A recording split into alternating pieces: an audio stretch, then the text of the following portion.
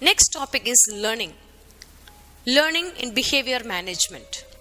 Let us see one by one significance of learning. Learning is defined as the acquisition of knowledge or skills through study, practice, or experience. Learning helps in the effective management of human resources. Normally, in the organization, people learn to behave in various manners based on their learning process. Learning influences a lot in individuals' behavior. Let us see the theoretical process of learning. There are various theories contributed by various management experts towards the concept learning. First one is behavioral theories. Ivan Pavlov, one of the major behavioral management expert, explained this particular theory. This theory emphasizes the connection between stimulus and response, and it is also called as connectionist theories.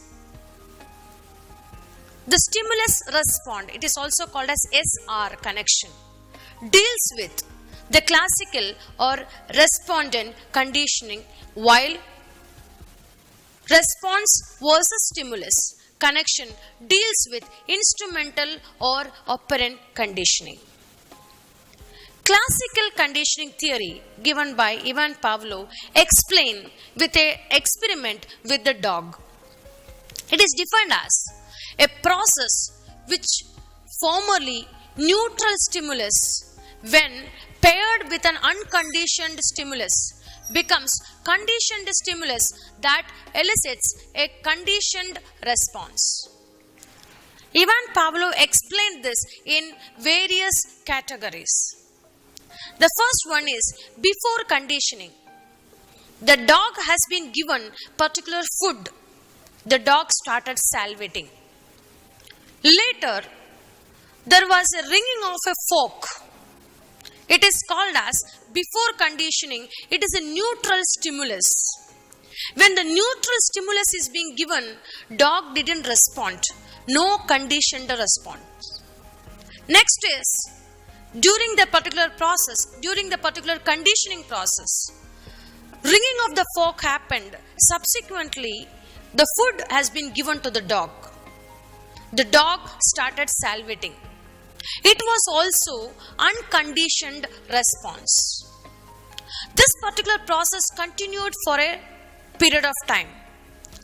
Here, the learning happened for the dog as when the ringing of the fork happened, subsequently the dog learned that food will be given to that particular dog. So, the last process is when the fork has been ring, there is a conditioned stimulus. This is called as a conditioned stimulus. The condition is that after ringing of the fork, the food will be given to the dog. So, conditioned stimulus followed by conditioned response. Here, when the fork is being ring, the dog started salivating even before seeing the food. So, the process started with unconditioned stimulus with unconditioned response as the given food with dog salivation ended with ringing of the fork. Dog started salivation. That is conditioned stimulus with conditioned response. Here the condition is after ringing of the bell, dog will get a food. This is a particular learning theory called as classical conditioning theory. Next is B.F. Skinner explained that operant conditioning theory. Here it is explained as consequences determine the behavior that results in learning. People learn to behave in a particular manner in order to obtain something or to avoid something they don't want. Here the experiment happened with a rat. The rat has been put on a particular box. The rat was running inside the box. There was a lever. Unknowingly, the rat pressed the lever while running. When the rat pressed the particular lever, the rat got food from outside the particular box. This particular process continued by the rat unknowingly. Later, the rat learned that when the rat is reaching a particular point near to the liver, the rat is getting food. Subsequently, the rat continuously started pressing the liver. So, it was getting the food from outside the box. This is another particular theory called as operant conditioning theory. The theory explains very simply as the behavior of an individual is followed by the consequences of the behavior. If the consequence is positive, the behavior will be continued. Next theory is called as cognitive theory.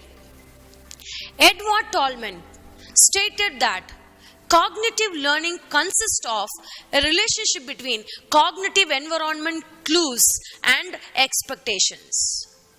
This learning associate between clue and expectations is termed as SS theory, stimulus learning. Cognitive process of learning happen like this. Prior to learning, what is there in one particular person's mind? Behavioral choice. What type of behavior he is choosing? The thinking process is happening inside the brain of an individual. And the clues given by the brain will be explained and to the individual, and the behavior will be chosen by the individual. When the behavior is chosen by the individual, he is also expecting certain perceived consequences. He knows that once this particular behavior is shown, this will be the consequences. And again, there will be a feedback process.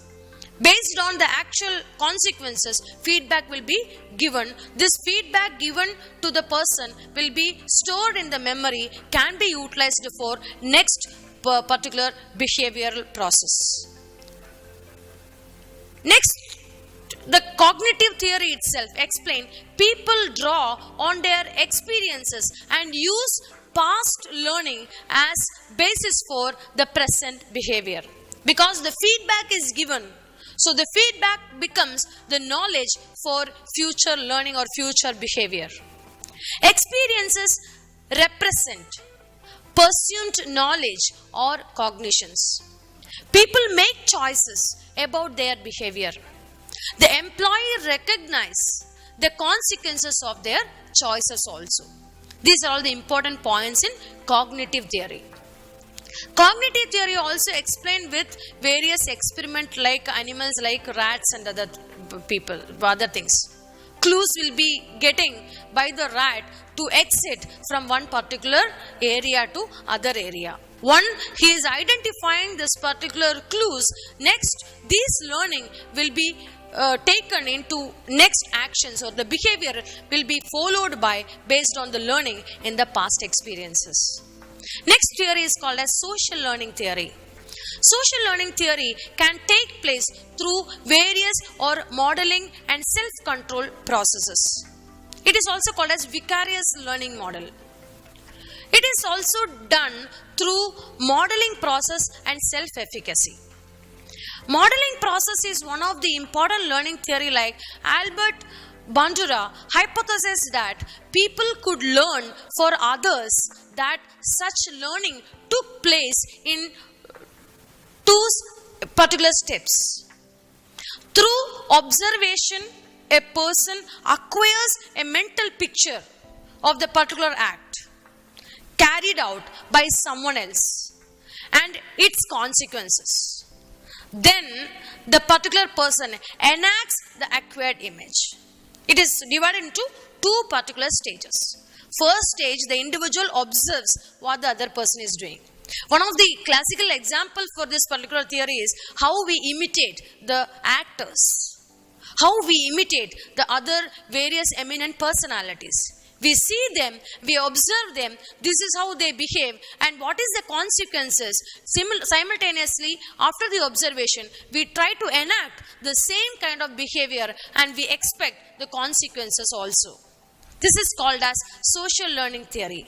The next point under social learning theory is self-efficacy. The self-efficacy is called as the self-perceptions of how well a person can cope with situations as they arise. People with high self-efficacy usually do better than people with low self-efficacy. These are all the important theories under learning.